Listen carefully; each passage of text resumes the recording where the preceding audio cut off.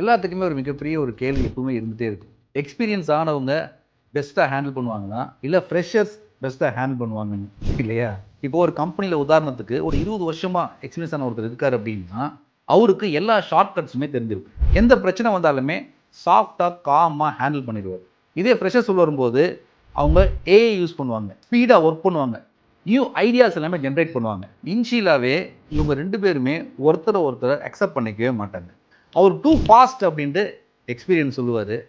அவர் old ஸ்கூலுங்க அப்படின்னு அந்த pressure சொல்லிகிட்டே தான் இருப்பார். சப்போஸ் அந்த கம்பெனியில் ஒரு மிகப்பெரிய கிரைசிஸ் ஏற்படுதுன்னு வச்சுக்கோங்களேன், அப்போ அந்த எக்ஸ்பீரியன்ஸ் என்ன பண்ணுவார், எப்படி சர்வைவ் பண்ணுங்கிறது சொல்லி கொடுப்பார். அந்த ப்ரெஷர் என்ன பண்ணுவார், அடுத்து எப்படி க்ரோ ஆகுங்கிறத பற்றி கற்றுக் கொடுப்பார். இதில் என்ன புரிஞ்சுக்கணும் அப்படின்னா, experience gives stability and pressures gives possibility.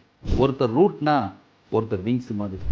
Root இல்லைன்னா மரம் நிற்காது, விங்ஸ் இல்லாட்டி பறக்க முடியாது. லைஃப்பில் வின்னர் யார் தெரியுங்களா? பாஸ்ட்டை ரெஸ்பெக்ட் பண்ணிவிட்டு ஃப்யூச்சரை அக்செப்ட் பண்ணுறவங்க தான். கரெக்ட் தானே?